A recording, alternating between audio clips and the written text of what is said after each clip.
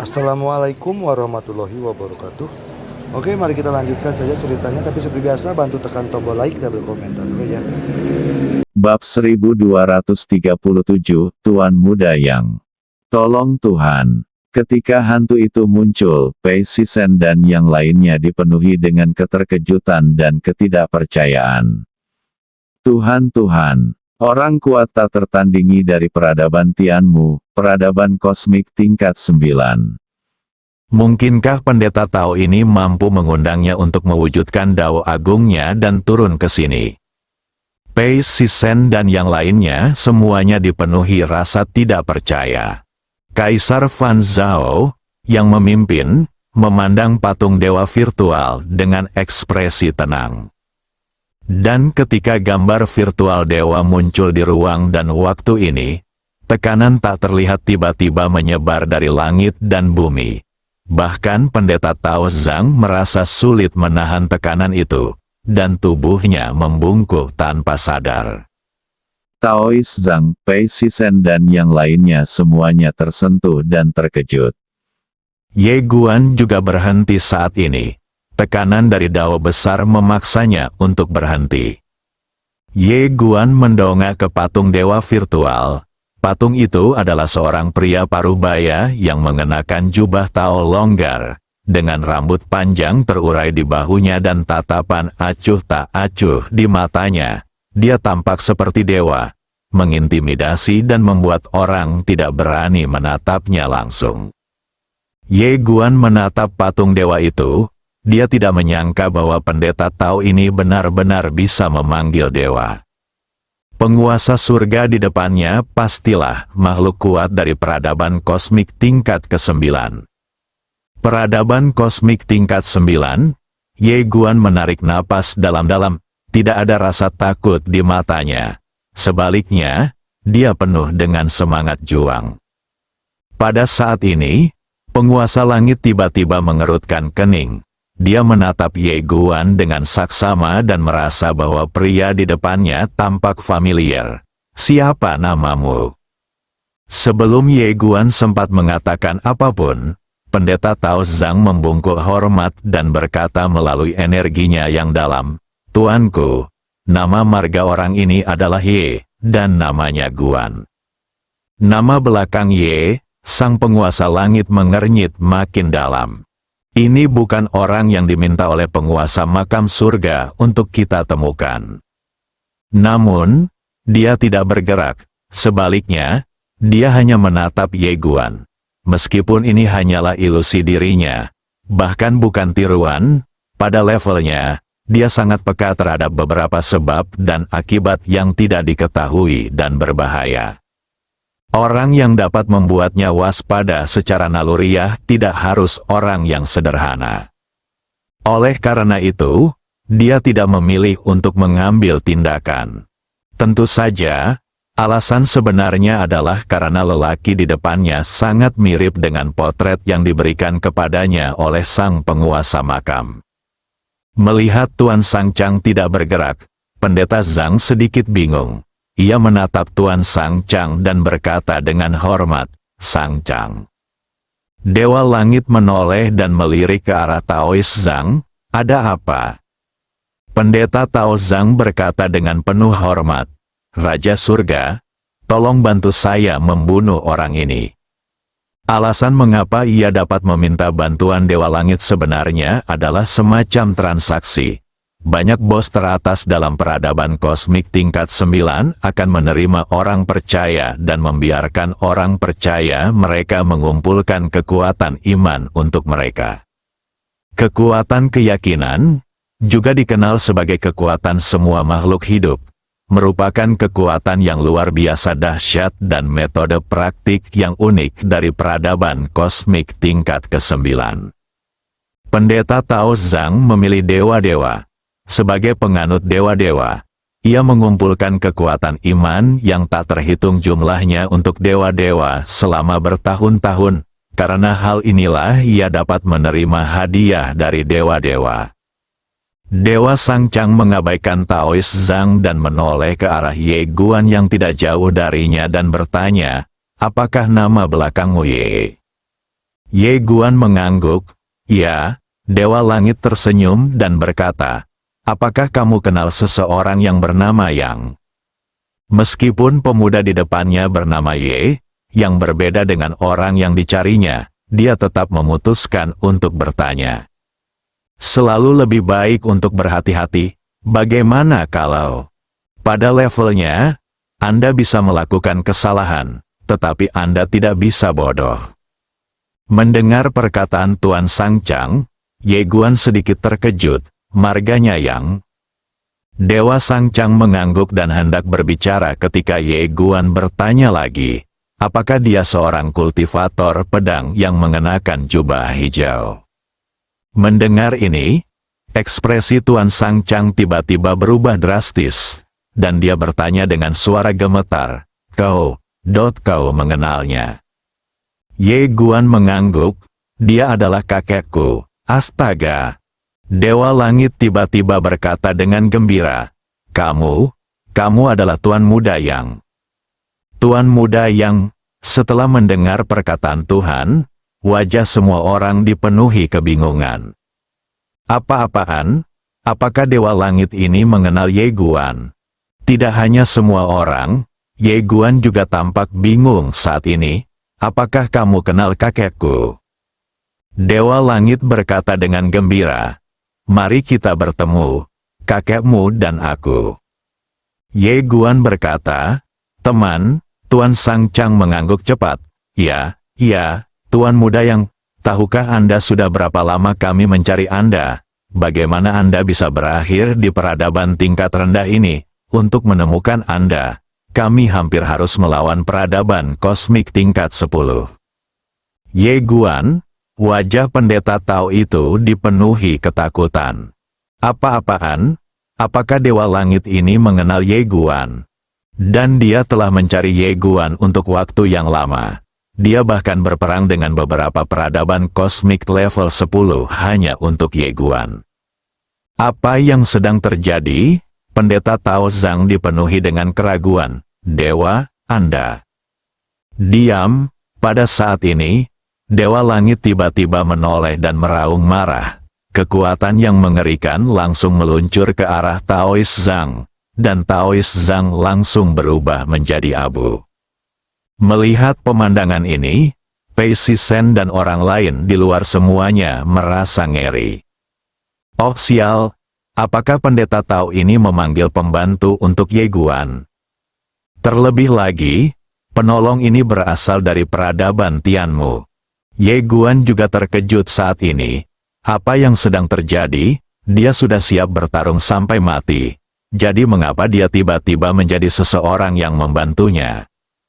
Dewa Langit tiba-tiba berkata dengan gembira, Tuan Muda Yang, aku akan memberitahu Dewa Makam Surgawi sekarang dan memintanya untuk mengirim seseorang menjemputmu. Tidak mudah bagi orang di bawah untuk mencapai peradaban kosmik tingkat ke-9, demikianlah katanya. Tepat saat dia hendak menggunakan indera keilahiannya untuk menghubungi peradaban Tianmu, tiba-tiba, indera keilahiannya diputus secara paksa oleh kekuatan misterius. Lancang, Lord Sangcang sangat marah. Tiba-tiba dia menoleh dan melihat sekeliling. Akhirnya, matanya tertuju pada Kaisar Fan Zhao yang memimpin kelompok itu di kejauhan. Ketika dia melihat Kaisar Fan Zhao, dia sedikit terkejut, lalu sedikit keraguan muncul di matanya. Kaisar Fan Zhao melirik Ye Guan, lalu tersenyum dan berkata, aku tidak menyangka kakekmu membuka jalan bagimu menuju peradaban Tianmu. Sungguh menarik. Ye Guan melirik Kaisar Fan Zhao dan berkata, tidak mungkin, ini salahku sendiri. Xiao Ta, Tuan Sang Tian menatap Kaisar Fan Zhao dengan tatapan dingin, apakah kamu tahu apa yang kamu lakukan? Kaisar Fan Zhao menatap Tuan Sang Chang dan berkata, aku paling benci sikap merendahkan orang lain. Jangan katakan bahwa kau hanyalah ilusi. Bahkan jika tubuh aslimu ada di sini, kau harus berlutut untukku. Sambil berbicara dia melambaikan lengan bajunya. Ledakan, Hanya dalam sekejap, bayangan maya sang penguasa langit berubah menjadi ilusi dan transparan, lalu lenyap sepenuhnya di antara langit dan bumi. Melihat pemandangan ini, ekspresi Pei Sisen dan yang lainnya di belakang Kaisar Fan Zhao semuanya menjadi serius, dan bahkan ada sedikit ketakutan di mata mereka. Terutama Pei Sisen dan dua orang lainnya. Meskipun mereka dan Kaisar Fan Zhao sama-sama pelayan dewa, mereka belum pernah melihat Kaisar Fan Zhao sebelumnya. Jadi mereka tidak tahu dengan jelas tentang kekuatannya. Namun menurut pendapat mereka, kekuatan Kaisar Fan Zhao seharusnya hampir sama dengan mereka. Pada saat ini, setelah melihat Kaisar Fan Zhao mengambil tindakan, mereka menyadari bahwa mereka tidak berada pada level yang sama dengan Dewa Fansi ini. Dalam ruang dan waktu yang gelap itu, Ye Guan menatap Kaisar Fan Zhao dan juga sedikit terkejut. Pada saat ini, dia tiba-tiba menyadari bahwa dia tampaknya telah meremehkan Kaisar Fan Zhao. Tidak, wanita inilah yang mungkin telah menyembunyikan kekuatannya sebelumnya. Melihat Ye Guan datang, Kaisar Fan Zhao tersenyum dan berkata, "Saya harus mengatakan bahwa kekuatanmu jauh lebih kuat dari sebelumnya." Ye Guan menatap Kaisar Fan Zhao, "Apa yang kamu tunggu?" Kaisar Fan Zhao tersenyum dan berkata, "Anda akan segera tahu." Ye Guan mengerutkan kening dan menoleh ke arah alam malapetaka. Pada saat ini, ada kekuatan dahsyat yang mengambang di alam malapetaka. Itu bukan kekuatan Zenjie, tapi kekuatan jalan jahat. Reinkarnasi di jalan jahat selama ratusan kehidupan. Ini adalah kehidupan terakhir. Ye Guan mengerutkan kening dalam-dalam. Apakah wanita ini menunggu jalan yang jahat? Pada saat ini, Sang, yang tidak jauh dari Kaisar Fan Zhao, tiba-tiba berkata, "Saya akan datang menemui Tuan Ye." Saat suara itu jatuh, dia melangkah maju. Hanya dengan satu langkah, dia telah memasuki kegelapan ruang dan waktu. Biksu itu menatap Ye Guan dan hendak berbicara. Tetapi pada saat ini, Ye Guan telah menghilang dari tempatnya dan seberkas cahaya pedang menebas ke arahnya dengan ganas. Sang biksu sedikit terkejut, serangan mendadak. Setelah berkata demikian, ia menyatukan kedua tangannya, dan tiba-tiba cahaya Buddha yang panjangnya 10.000 kaki menyeruak keluar dari tubuhnya. Ledakan, begitu cahaya Buddha sepanjang 10.000 kaki itu menyentuh cahaya pedang Ye Guan.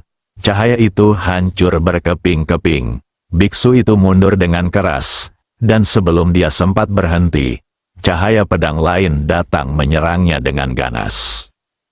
Melihat pedang ini, tatapan mata biksu itu menjadi lebih serius. Setelah pertarungan ini, dia menemukan bahwa Ye Guan di depannya bahkan lebih kuat dari yang dia duga. Tidak heran pendeta Tao tua itu menggunakan semua jenis kartu truf dan gerakan mematikan begitu dia bergerak. Sang pendeta benar-benar menyingkirkan rasa jijiknya dan berhenti mengujinya. Ia menyatukan kedua tangannya dan diam-diam melantunkan mantra, "Pergilah ke tepi seberang." Ledakan, tiba-tiba, ruang dan waktu yang gelap ini menjadi ilusi, dan kemudian Ye Guan muncul langsung di atas air yang luas. Terjadi keheningan yang mematikan antara langit dan bumi. Pergilah ke belahan dunia lain, melihat pemandangan ini. Jejak keterkejutan melintas di mata Kaisar Fan Zhao di luar. Dia melirik biksu itu dan berkata sambil tersenyum, "Biksu ini masih agak baik." Pergilah ke belahan dunia lain, kekuatan magis agung agama Buddha. Setelah terlaksana, hal itu dapat segera mengirim orang ke belahan dunia lain untuk mendapatkan keselamatan. Dahulu kala, ada sebuah kekuatan kuno yang disebut kuil dahan. Di kuil dahan, ada seorang biksu yang mengenakan jubah Tao dan suka minum dan makan daging. Biksu ini pernah melakukan keterampilan kelahiran kembali. dan saat melakukannya, dia secara langsung melampaui semua ruang paralel dalam radius miliaran mil. Saat Ye Guan muncul di dunia lain, alisnya tiba-tiba mengernyit, karena dia mendapati niat pedangnya dan auranya sendiri menghilang sedikit demi sedikit. Apa yang sedang terjadi? Ye Guan sangat terkejut. Dia buru-buru mendesakkan niat pedangnya. Namun, tidak peduli seberapa keras dia mendesakkan niat pedangnya, niat itu menghilang sedikit demi sedikit. Wajah Ye Guan menjadi gelap, dan dia mengayunkan pedang King Xuan di depannya. Tertawa, cahaya pedang jatuh, dan sebuah lubang tiba-tiba muncul di air di depannya. Dia sangat gembira dan hendak menyerang lagi, tetapi sesaat kemudian, lubang itu kembali normal. Ye Guan tertegun sejenak, lalu mengayunkan pedangnya beberapa kali lagi. Setiap kali pedang itu jatuh, tanah terkoyak, tetapi kembali normal dalam sekejap mata. Ye Guan berhenti. Pada saat ini, aura dan niat pedangnya 2 kali lebih lemah dari sebelumnya. Bab 238. Pria berbaju hijau merasa bahwa niat pedangnya semakin melemah. Setelah beberapa saat hening, Ye Guan tiba-tiba melangkah maju. Saat berikutnya, 3 kekuatan garis keturunannya keluar dari tubuhnya. Dia tidak menyembunyikan apapun. Dalam sekejap, seluruh permukaan laut berubah menjadi merah darah. Ledakan, seluruh permukaan laut mulai mendidih. Melihat pemandangan ini, senyum mengembang di wajah biksu itu dalam kegelapan ruang dan waktu di luar sana. Pantai kelahiran kembali yang lain ini diciptakan oleh penganut agama Buddha yang agung, khususnya untuk mengatasi semua kejahatan di dunia. Namun, garis keturunan gila Ye Guan bukanlah garis keturunan biasa, melainkan kejahatan besar. Tidak apa-apa kalau aku tidak menggunakan garis keturunanku, tapi kalau aku menggunakannya, bukankah aku akan mati lebih cepat? Terlebih lagi, dengan kekuatan mengerikan dari kekuatan gaib ini, bukan saja garis keturunan gila Ye Guan bisa dihilangkan, tetapi sumber garis keturunan ini juga bisa dihilangkan. Saat garis keturunan gila Ye Guan muncul, seluruh permukaan laut mendidih. Pada saat yang sama, suara Buddha kuno tiba-tiba bergema di antara langit dan bumi. Dalam sekejap, seluruh tubuh Ye Guan terbakar. Tidak hanya itu, suara Buddha itu benar-benar langsung memasuki lautan kesadarannya. Pemurnian, lega, pupil mata Ye Guan tiba-tiba mengecil, karena ia mendapati bahwa saat suara Buddha memasuki lautan kesadarannya, ia merasa seolah-olah tubuh dan jiwanya sedang dicurahkan oleh magma. Rasa sakitnya begitu menyiksa hingga ia ingin mati saja. Ye Guan menggenggam erat pedang King Xuan di kedua tangannya, dengan panik mendesak darah iblis gila, darah manusia, dan darah kaisar api di tubuhnya. Pada saat yang sama, niat pedangnya juga melonjak keluar seperti air pasang, mencoba menahan kekuatan misterius agama Buddha. Akan tetapi, baik niat pedangnya maupun ketiga kekuatan garis keturunannya tidak mampu menahan kekuatan misterius agama Buddha. Tidak hanya itu, ia menemukan bahwa jiwa dan tubuhnya secara bertahap terpisah. Di luar, Kaisar Fan Zhao menatap Ye Guan yang telah pergi ke dunia lain. Tatapan matanya masih tenang, tanpa ada gejolak. Di sampingnya, Pei Sisen dan pelayan lainnya melirik Kaisar Fan Zhao. Mereka semua sedikit bingung. Apa yang sebenarnya ditunggu Fan Sisen ini? Karena pada saat ini, jika dia mengambil tindakan, Ye Guan tidak akan mempunyai kekuatan untuk melawan sama sekali. Apakah dia menunggu orang jahat itu? Memikirkan hal ini, Pei Sisen tidak dapat menahan diri untuk tidak menoleh ke arah alam malapetaka. Di arah itu, ada 2 aura, salah satunya sangat jahat dan jahat. Jelas, ini adalah jalan jahat. Dia tidak tahu banyak tentang jalan jahat ini, hanya saja jalan itu berhubungan dengan Dewa Brahma. Pei Sisen melihat aura lainnya. Aura itu sangat tenang, sama sekali berbeda dari aura jahat. Dia sedikit bingung. Siapa ini? Ledakan. Pada saat ini, di dunia kelahiran kembali, darah gila dan darah fana Ye Guan benar-benar terbakar secara langsung, dan jiwanya perlahan melayang keluar dari tubuh, hendak terpisah dari daging dan jiwanya.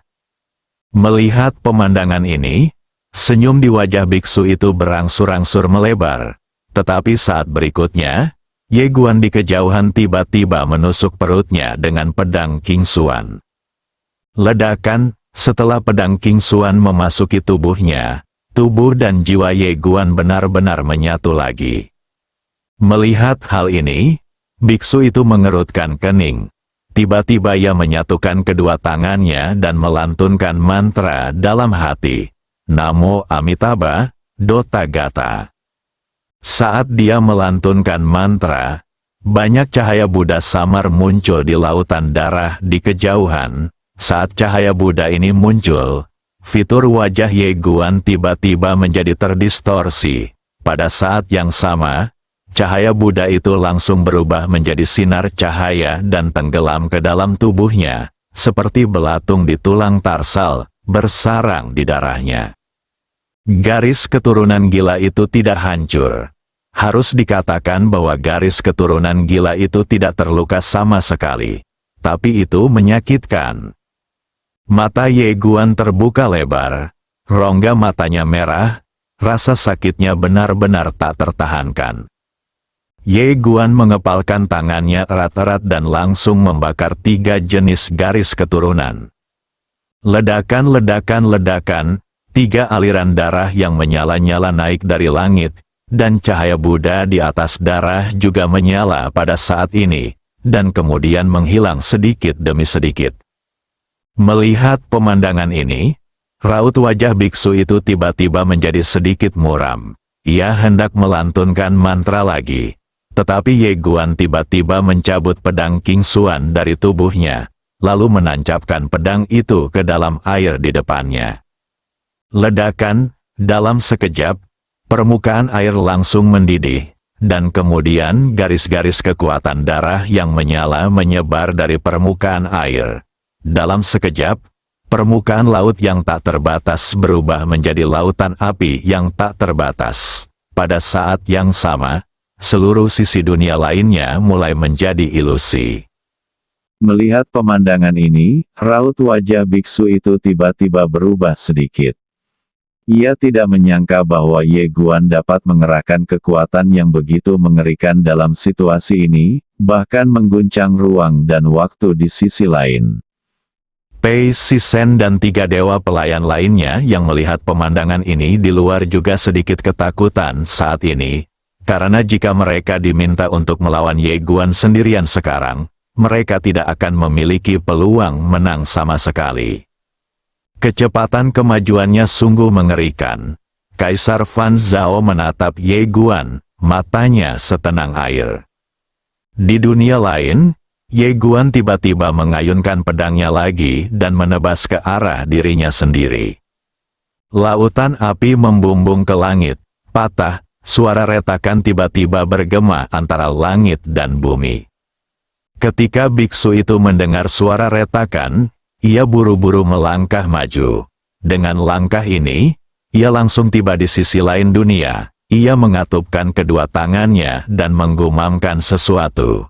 Tiba-tiba, seberkas cahaya Buddha terbang keluar dari antara kedua alisnya, dan di dalam cahaya Buddha itu terdapat kitab suci Buddha berwarna emas. Sutra 10.000 Kesengsaraan, Sutra Wanji perlahan-lahan terbuka, dan dalam sekejap, karakter-karakter kuno yang tak terhitung jumlahnya dari kitab suci perlahan-lahan melayang keluar darinya. Setiap karakter kuno mengandung seberkas cahaya Buddha, dan dengan munculnya cahaya-cahaya Buddha ini, dunia yang awalnya ilusi di sisi lain benar-benar mulai mengeras sedikit demi sedikit. Bukan hanya itu saja, Di dalam lautan api itu, cahaya Buddha yang tak terhitung jumlahnya tiba-tiba melesat ke angkasa, lalu menghantam Ye Guan bagai banjir besar. Tidak jauh dari sana, Ye Guan menyipitkan matanya sedikit. Dia menahan rasa sakit di tubuh dan jiwanya. Dengan sebuah pikiran, pedang api yang tak terhitung jumlahnya tiba-tiba melonjak keluar dari tubuhnya. Hanya dalam sekejap, cahaya pedang menutupi seluruh lautan api. Ledakan-ledakan, suara ledakan terus bergema di dunia lain ini, tidak pernah berhenti. Setelah beberapa saat, cahaya pedang berwarna merah darah tiba-tiba merobek lubang di lautan api, dan kemudian cahaya pedang langsung membunuh biksu itu. Sang biksu menyipitkan matanya sedikit dan menyatukan kedua tangannya. Suara Buddha menyelamatkan dunia. Ledakan, seberkas cahaya Buddha tiba-tiba turun dari langit dan jatuh langsung ke tubuhnya. Dalam sekejap, perisai cahaya Buddha berwarna emas muncul di sekelilingnya. Perisai itu tersusun dari kitab suci Buddha yang tak terhitung jumlahnya, memancarkan tekanan Buddha yang mengerikan. Dan ketika pedang Ye Guan menebas perisai cahaya milik Sang Buddha dengan dahsyat, perisai cahaya milik Sang Buddha tiba-tiba bergetar hebat lalu retak, namun Ye Guan sendiri turut terhempas oleh kekuatan dahsyat itu.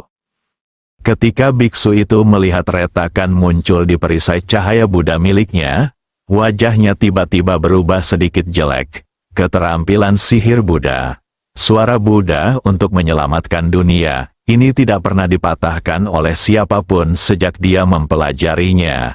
Dapat dikatakan bahwa di antara level yang sama, dengan keterampilan sihir Buddha ini, dia bisa menjadi tak terkalahkan. Namun pada saat ini, itu dipotong-potong oleh pedang Ye Guan. Pedang Ye Guan agak terlalu kuat, tepat saat dia terkejut, sebuah pedang terbang tiba-tiba datang ke arahnya. Pedang King Xuan. Ketika pedang King Xuan menebas perisai cahaya Buddha yang retak, cahaya Buddha itu langsung hancur dan berubah menjadi pecahan-pecahan yang tersebar di seluruh langit. Namun, biksu itu telah mundur ribuan kaki jauhnya. Namun begitu dia berhenti, sebuah pedang kehendak muncul dari belakangnya tanpa peringatan. Tunda pedangnya, meskipun pedang itu tampak sangat aneh, biksu itu bereaksi cepat. Dia berbalik dan melancarkan pukulan. Pukulan ini begitu kuat dan mendominasi sehingga pedang itu tertahan di tempatnya. Pada saat ini, sebuah pedang tiba-tiba datang dari belakangnya. Biksu itu menyipitkan matanya sedikit, menghentakkan kaki kanannya dengan keras, dan cahaya Buddha sepanjang 1000 kaki muncul dari tanah, tetapi langsung terpotong-potong oleh pedang Ye Guan dalam sekejap. Pada saat yang sama, dia langsung terpental, dan saat dia terbang, pedang terbang yang tak terhitung jumlahnya terbang ke arahnya seperti badai. Sang biksu tiba-tiba berteriak, "Semoga berkah menyinari kita." Saat suara itu jatuh, cahaya Buddha keluar dari tubuhnya. Namun, cahaya Buddha ini tidak dapat menahan pedang Ye Guan dan terpotong-potong. Namun, dia mundur puluhan ribu kaki jauhnya. Ketika Ye Guan hendak menyerang lagi di kejauhan, dia tiba-tiba mengeluarkan kartu Buddha dan berkata, "Saudara-saudara, bantu aku." Saat suaranya melemah, dia mulai melafalkan mantra Buddha dalam hati. Pada saat yang sama, nyanyian Buddha yang tak terhitung jumlahnya tiba-tiba bergema di antara langit dan bumi. "Tolong bantu." Biksu itu kini telah menyadari bahwa ia tidak dapat membunuh Ye Guan dengan mengandalkan kekuatannya sendiri. Bahkan di dunia lain ini, jadi ia dengan tegas meminta bantuan. Saat nyanyian ajaran Buddha bergema, tiba-tiba, sutra Wanji yang melayang di udara di kejauhan bergetar hebat. Kemudian, kekuatan Buddha yang tak terhitung jumlahnya berkumpul dari antara langit dan bumi dan mengalir ke dalamnya. Setelah beberapa saat hening, karakter kuno tiba-tiba keluar dari sutra Wanji. Pada saat yang sama, cahaya Buddha yang tak terhitung jumlahnya muncul di antara langit dan bumi. dan tekanan Buddha yang mengerikan langsung menekan Ye Guan di kejauhan. Sang biksu segera menyatukan kedua tangannya dan melantunkan, Namo Amitabha, Dotagatayo. Ledakan, di kejauhan, cahaya Buddha yang mengerikan tiba-tiba meledak dari tubuh Ye Guan. Cahaya Buddha ini sekali lagi melekat pada garis keturunan Ye Guan, terutama garis keturunan yang gila. Pemurnian dan keselamatan. Pada saat ini, dia mendapat bantuan dari orang-orang kuat lainnya, dan kekuatan penyelamatan di dunia lain menjadi beberapa kali lebih kuat. Biksu itu menatap Ye Guan dan berkata, "Aku akan menghancurkan sumber garis keturunanmu dan melihat bagaimana kau bisa membalikkan keadaan." Sambil berbicara dia menunjuk jari ke arah Ye Guan. Ledakan, kekuatan penyelamatan Buddha yang misterius melesat menembus tubuh Ye Guan dan membubung ke angkasa, lalu menghancurkan galaksi. Di sebuah bidang bintang yang tidak diketahui, seorang pria berjubah hijau tiba-tiba berhenti. Dia berbalik, dan seberkas cahaya Buddha menerobos ruang dan waktu, melesat ke arahnya dengan ganas. Pria berbaju hijau itu menyipitkan matanya sedikit. "Aku tidak punya alasan." Versi animasi, Against the Gods, karya Mars kini sedang ditayangkan. Anda dapat menontonnya dengan mencari Against the Gods di Iki online jam 10 setelah pukul 10. Ingatlah untuk mencari Against the Gods di Iki dan Anda dapat menontonnya. Bersambung.